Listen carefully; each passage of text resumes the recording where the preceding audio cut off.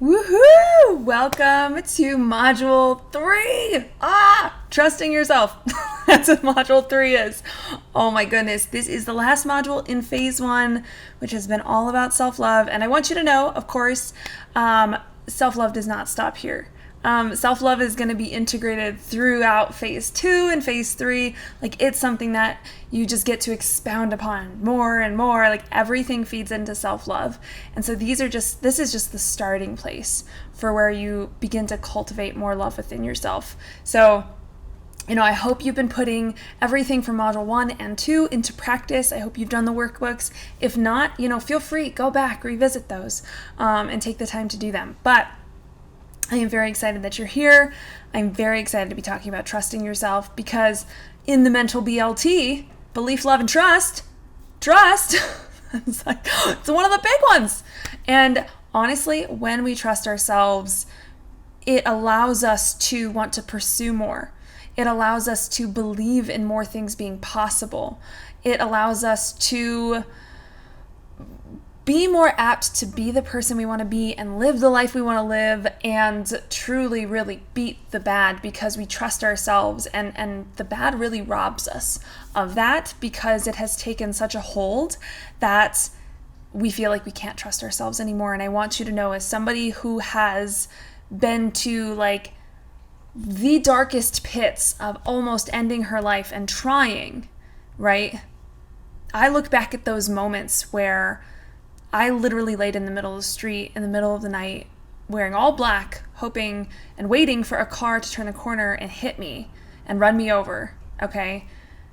When I look at that, I see how far you can come. I've seen how far I can come, and I see how far you can come, even if you're not at that extreme. And, it's just a matter of building up that trust in yourself that you can beat this, that what you want is possible, and that you can be free and you can live happier, okay? Just had to put that out there. So, I'm going to ask you a question, because questions make us think. I'm going to ask you a question. So, what if every time you did something wrong, made a mistake, didn't reach your own expectation, etc., etc., etc., what if it was an invitation for you to expand the knowledge you have about yourself and your life, rather than it being a stamp of failure or being a failure, right? What if you were not a failure every time those things happened? Changes everything. Changes everything. So, what I love to always think about is the distrust that we have in ourselves, that you might have in yourself right now because of the bad, right? Is that distrust simply stemming from an old story that you no longer want in your life? Because honestly, a lot of times we have these old stories, and what I mean by stories is these beliefs and these thoughts and literal stories that we feed ourselves. Like, for me, one of my biggest stories was not being smart enough, not being good enough, not being capable enough, right? So I quit trying. And every time I tried the littlest bit and it didn't work, or I didn't get the A, or didn't do it right, or whatever it was, it fed into my story of, yep, see, you're not good enough. You're not smart enough. You're not capable enough or strong enough or whatever enough, right? And so sometimes, and that's kind of where this whole concept of self-sabotage comes from, right? So somebody who's like, I want to be healthier, but I'm not a healthy person. And every time I try, it goes wrong. And maybe every time they try, they go for a full health overhaul. I'm going to stop eating sugar. I'm going to stop drinking coffee. I'm going to eat healthier foods. I'm going to avocado it up, right? And then, of course, that just implodes, because that's a lot of things to change. It's a lot of new habits to instill and break apart and all the things. And so all of a sudden then, see, I'm not good at this health thing. It doesn't work for me. Or not that it doesn't work for me, but, I can't be a healthy person. It feeds the story. So I want to change that, because that squeaky chair, that takes you from this kind of fixed mindset of, oh, this is just the way it is, to a growth mindset of, oh, I can problem solve. I can change things. I can see things in a different light, right? So I want you to have this growth mindset. I want you to explore what's possible. And when you eliminate that idea that there is a perfect way or a right way, or you can do it wrong, a lot of people don't want to make the wrong decision. So you'll avoid things. You'll self-sabotage. You'll get frustrated with yourself. You'll be defeated, right? It's literally the seedlings of anxiety and depression, and you know that bipolar is kind of like this whirlwind of both. So let's stop planting those seeds. Let's stop playing with those seeds and be like, no, go. We're good, right? So a concept I want to bring to your awareness, I'm going to kind of crack you open to, because it was mind-blowing for me to really learn and then adapt into my life. It's this whole idea of preferences. So a preference is basically clearly you want something to be a certain way, right? You see it you either want it to be a certain way or you think that it can only be that way. All right, it's your personal preference or somebody else's preference, because they too have personal preferences. Now, a lot of those things, a lot of that frustration or that guilt or that judgment or whatever, the times when we get what is the word I'm looking for? When we kind of butt heads with what's happening and we aren't content or feel like things are out of our control, is simply because something hasn't met our preference, right? If my kids are screaming and that bothers me, it's because I prefer that they not scream, right? I could give you a bajillion examples. I hope you understand. If I want my plants to grow, because I'm looking at all my plant babies, and they're having a hard time, and I'm like, I'm just not a plant person. It's because they're just it's not meeting my preference. Now, I could, again, allow that to just feed into I can't control my kids are out of control. My plants just don't grow because I'm the worst plant person. I could do that. But what if instead of having that preference and feeding that preference, we kind of let go of it and notice that it is, in fact, a preference? That because I'm so upset and I feel so misaligned, and even when it comes to emotions or mental illness or the bad, right? It's there and it exists. And I'm really unhappy and I feel really broken and I feel really helpless and hopeless because it doesn't meet my preference. Other people don't have to live this way. Why do I have to live this way? It's really frustrating. I don't like it. Preference. Now, I'm not saying you have to just accept things as they are, not do anything about it. I don't have to sit there and let my kids just scream their heads off. I didn't have to sit there and live my life and be like, well, I'll just live with the bad forever. I'll just suffer and keep trying to, end my life and hurt myself every few months or whatever it is. So that's what I'm saying. Acknowledge the preference and see that, okay, it is actually a preference. I feel like I don't have control, or I feel defeated, or I feel overwhelmed because something is not meeting my preference. And practice surrendering to that and going, okay, what if I just change my preference? Or allow it to just be a preference and notice it as that. Yeah, I'd prefer it not be that way, but I'm just going to sit here and acknowledge that even though I'd prefer it not be that way, it is that way, right? Same thing with social injustices and things. You can kind of sit for a second and be like, yeah, I'd prefer it not be that way in this very moment, but they are that way, right? Now, again, I'm not saying you have to just let it go. This is where you get to be a problem solver and get creative and start to get outside your comfort zone. Okay, if I don't prefer this, how might I go about changing it? How might I go about changing how I feel about it within myself? How can I create maybe an external change or take steps towards an external change if that's the case, while also keeping how I feel in check? Because a lot of times we go straight for, I gotta change the thing. So I'll give you the kid screaming thing for example. I would just go straight to yelling at them to stop screaming. So I'd scream at them to stop screaming, which is just, I laugh at it now, but I'd scream at them, right? And then I'd get flustered, and then I'd get really angry, and then my emotions would be like, they'd be going nuts. However, I can go, okay, my preference is that they not scream. I understand that. I'm going to stay calm because I want to set a good example. However, I'm going to talk to my kids and let them know that, hey, we do not need to be screaming at each other. We don't need to be screaming that loud in this house. And how can we communicate differently? Maybe I can help them be a problem solver, right? This example is going on for a long time. But you get what I'm saying. What does this have to do with trusting yourself, Olivia? Trust me, I'm getting there. So, acknowledge that in yourself, because what that does is it takes you from the back seat, puts you in the driver's seat. You don't just get to sit in a car that's racing out of control. You get to hop up front and take control of the wheel and the radio, put on some tunes, and steer yourself in the direction you want to go. Okay?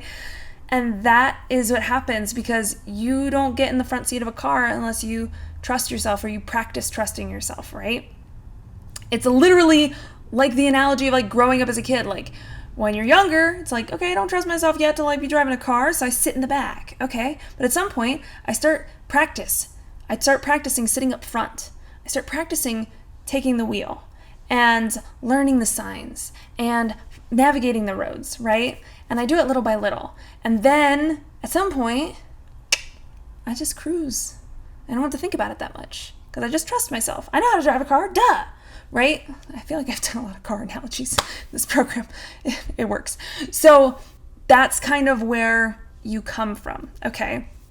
Now, of course, like when you start to notice that, it might involve you learning like you're doing right now, right? So you might open yourself up to, okay, well, if this is something I want to change, how can I change it, right? I literally read a book about how to not lose my shiz with my kids. I read a book titled that because I was like, I want to get this. I noticed that this is something that I'm doing that's kind of habitual.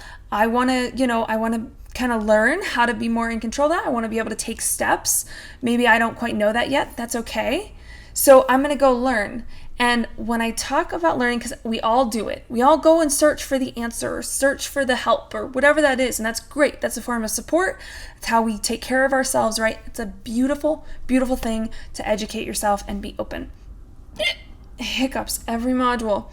But I want to make sure that you are learning from a healthy place, because especially with anxiety, and possibly even depression, kind of learn from this place of lack, right? This place of, oh, I don't know enough, so I need to learn it. Oh, I don't trust myself enough, so I need WebMD to give me all the answers, which will inevitably always lead to cancer, right? Like, we have to be really mindful of how we learn. It's something that even after I've beaten the bad, I've had to be aware of when it comes to learning about things, because you can learn from this place of lack. And I want you to learn from this place of health and fullness and of self-love, right? I want you to learn from this place of, okay, I have this awareness and I've brought that upon myself, and now I want to expand my perspective. I want to open up the knowledge that I have on this. Not because I don't know enough, not because I'm stupid, not because of all these things, right? But because I'm curious and I'm interested to learn more, because I want to just simply expand. You see the difference of when you're learning from a really unhealthy place, a place of lack. You're kind of contracting into yourself. You're like, oh, I don't know enough. I might need a tutor. Oh, this is horrible because I'm just not smart enough. Well, yada, yada. I don't trust myself. Somebody else has my answers and they're going to tell me what to do, and then hopefully everything will be better. No, that's why the notes that you're taking right now are intuitive. Because you have the answers within yourself, but sometimes, a lot of times, and this is how I look at my education, you need someone to remind you of those answers. You need someone to kind of jumpstart, oh, okay, I see that. Oh, okay, yeah.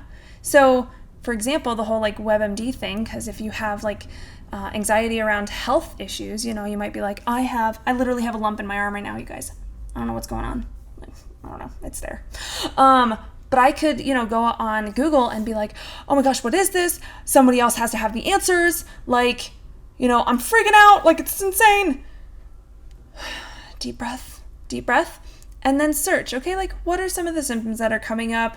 Can I get a little more informed? Can I expand my knowledge around what this could possibly be? And then what might be the next steps I want to take? Do I want to go see a doctor? Do I want to kind of wait a few days and see if maybe it subsides or, something else happens? It's a give and take. Nobody else has your answers, and you might not have, all of the like awareness of the answers. It's this teamwork effort where you get support from something external, but you also are coming to the table. I don't work with a coach because that coach is going to fix all my problems. I work with a coach because I'm like, they might open me up to something that I already kind of knew I needed, and then it'll click and we'll meet in the middle. They don't know more than me. They're not, we're not putting anyone up on a pedestal. We're all up here together, right? We're not even up here. We're all just here together. Nobody needs to be higher or lower than anybody else. And that's how we all learn to trust ourselves and to collaborate and to work together and to trust other people as well in the process. Do you see how this is kind of the circle of life? Okay. Lion King. So I just want to make that point because this is kind of how we get into that rhythm of trusting ourselves. Now, before we go a little further, I want to bring this up because I think faith is an important thing. Hear me out. Hold up. Wait. Don't jump to any conclusions. Don't make any assumptions.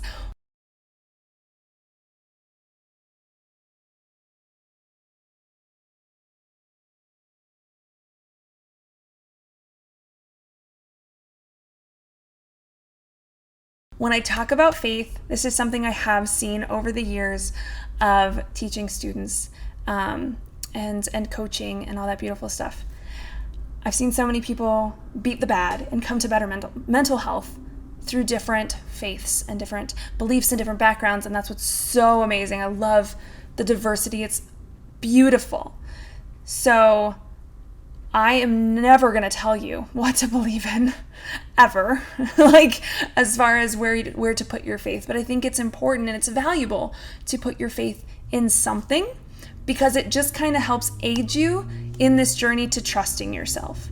Now, when I say that, like you can put your faith in, a higher power, the universe, like what I'm not gonna like list them all off. There's so many different religions and beliefs and faiths and things like that, right? Like for me, it's very much energy and vibrations and those kinds of things, right? It's very much magic for me. However, when I was beating the bad, it was not. I did not have faith in something external, and I want to bring that to your attention. Your faith can be in yourself, even if it feels hard, you can put that faith in yourself. I did. And it was enough. It worked. It was great. I had tried all these other faiths and beliefs, and none of them clicked and none of them resonated. And so finally I was like, I don't need to believe in anything else. All I need to believe in is myself. That's all I need. And I'm okay with that. And if that's what you need to do right now, that's also okay. So I don't want you to feel like you have to go like find the thing, okay? Doesn't have to be like a god, goddess, universe thing. Like it if it is, beautiful, lean into it, embrace it, support it. It's a form of support. It's a form of self-love and self-care. Like that's what's beautiful. And I don't mean to, like push this on anybody, but my perception of beliefs, of faiths and things like that are this beautiful aid to help navigate the unknown, to help navigate the stuff that feels really hard, to navigate the stuff that we might not feel like we have the answers to. It's not to demean it by any stretch, but it is this safety net. It's this placeholder. It's something for us to hold on to when things get tough. And I don't think there's anything wrong with that, as long as it is in support of you and not to hurt anybody else. That's where I stand. But, choose where you put your faith, because it can be a very powerful thing throughout this process. So I just want to put this in there and bring that to you and encourage you to do it. And if you're like, nah, I don't believe in anything. Like, do you? Again, module 2, do you, boo? So that's what's up. But once you have that, right, so you have this understanding of preferences, you understand how you can kind of expound upon that and educate yourself in a really healthy way, and then you can put your faith in something so you feel supported. Then we need to do the part that feels the toughest. It doesn't always feel the toughest. It can for some people. I want you to start taking some intentional fear-based action, because I think I mentioned this in module 1, but fear is just an opportunity for more love. So, we really push ourselves outside of our comfort zones. And maybe that comfort zone is being like, okay, when I search on WebMD, I'm going to give myself 5 minutes and then I'm going to close the computer. That's outside of my comfort zone, because normally I go down the rabbit hole of the interwebs, right? So literally pushing yourself outside of your comfort zone can be putting a boundary in place that is healthy for you. It can also be stepping outside of maybe current boundaries you've put in place that you think have kept you safe, but you've kind of noticed aren't. So maybe if you're dealing with depression and it's really hard to get out of bed, you getting out of your comfort zone is literally going to be putting a foot on the floor and encouraging yourself to get up and stand up, right? For someone with anxiety, maybe leaving your house and walking down the street and back is outside your comfort zone. Maybe talking to a stranger is outside your comfort zone. Maybe driving in a car with no GPS, like your girl over here did, was outside your comfort zone. Okay, it can literally be anything. Nothing is too small. Nothing is too silly. Nothing is too big. Okay, but I'm like baby steps. I encourage baby steps. I'm a huge, leap outside the comfort zone kind of gal now, but it's because I started with baby steps in order to get to this point. And I know kind of what I can handle. Like literally I went and hiked up a really tall mountain, it was 10 miles, didn't know if my body, I'd never done it before. I also scaled across a rock wall that was very, very cliffy on both sides and only about a few feet wide, and it was all rocks, and that was, it was terrifying. But again, that came from baby steps and pushing my boundaries and being able to, be like, okay, I'm going to try this. I want to do this. And then it becomes fun, because when you do it the first time, and it's literally, for me, it kind of started with like, getting out of bed and stuff, but it was even trying new foods. That was getting outside my comfort zone. So once you do that and you do it a few times, and then you kind of realize, oh, this isn't that bad. I've had students that have literally avoided social situations and then gone to them and had the best night of their lives. Did they feel anxious? Did their body still have the heart palpitations? Were they sweating? Did they still feel nervous and maybe have some regrets when they were like on their way there? Yes, but when they got there, they ended up actually having the best time ever. And it was so reinforcing that they could trust themselves and they could do that thing. And that even though their body was firing off all these signals of like, danger, don't do it, oh my gosh, they realized, oh, that's just my body's habit to react to something like this. And that's okay. And I don't have to necessarily listen to that, because I know I'm going to trust myself through this. And maybe I have support with me that's going to help me as well. So when you're in that process, you reclaim your mind. You reclaim your mind through that process. You do mantras, positive self-talks. You check in with yourself, right? You gratitude, appreciate all the things that you learned in the last module. You put those into practice when you're pushing yourself outside of your comfort zone so that you can trust yourself more. And, I want you to know that there's no one right way for anything. What matters more than anything is the belief you have and the feeling behind what you choose to do. I've literally had people tell me I'm wrong for coaching, for doing the work that I do. I've had people rip me apart on YouTube, and people tell me, they're like, no, this is for a medical professional. I respect, that's your opinion. I understand that. But I also know that what I do helps people. So again, knowing that there's no one right way, and that, again, pushing yourself outside of your comfort zone could be like, I'm going to try this new food. Or I'm going to maybe not eat, 20,000 cookies in a day. because that's outside my comfort zone, is to like tell myself, okay, let's just have one maybe, right? So it is whatever it needs to be for you. And of course, we'll expand upon this in the workbook. So I got you. But let's go ahead and walk through the framework really quick to wrap this video up. And I really am excited for you because I feel like after this, you're going to go like, wow, I really can trust myself in these situations or with these experiences or with these people that I maybe thought I couldn't before. And it's going to blow your mind. And I will give you this, an experience does not have to be perfect to be powerful and to be helpful, okay? It doesn't all have to go right. You can, like, literally that example I gave you where the nerves were sweating and heart palpitations and all the things were going off, okay? It doesn't have to look perfect for you to pull value. Truly, truly. So let's lean into trust. That's the framework. Trust is the word. I feel like I need to edit the word trust on top of my hands. We'll see if I do it or not. But lean into trust is the framework. So the T is try new things, right? Just outside your comfort zone, use the tools that you have to get through and focus on fun. That may even be like being really intentional before you go into it, or meditating, or doing breath work when you're in it. Whatever it is that works for you, and maybe you're still practicing that and figuring out what works for you, that's okay too. Just continue to try new things and push yourself outside your comfort zone just a little bit, and then you could do more and more, right?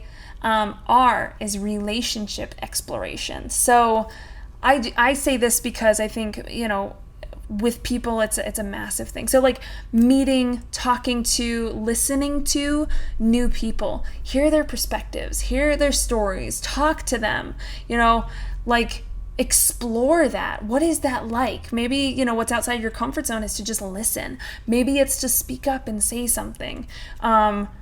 Practice with people. And again, this is something that you can beautifully do safely inside of the group. And you can literally tag somebody and be like, hey, can I introduce myself to you? And maybe that's even outside your comfort zone, and that's okay. If you want to use me as a guinea pig, I understand. Go for it. If you don't want to pick somebody totally new just yet. But do that relationship exploration. The U is unattached from the outcome, right? Positive. Oh, this was my quote. Girl. What? This is me girling myself. That's what's up. So this was my quote that I was trying to say earlier and I kind of forgot it. But positive experiences don't always come from perfect experiences. Write that down. Positive experiences don't always come from perfect experiences. There we go. So unattached from the outcome. Don't expect it to look a certain way or be a certain way. Remember, that's kind of coming back to what we talked about earlier with preferences, right? Don't try to prefer it to be a certain way so that it goes well. Like, just be open, explore, be like a child again, and be like, oh, I wonder what'll happen. Get curious, get kind of like excited and be like, oh, I don't know. So go in, unattached from the outcome.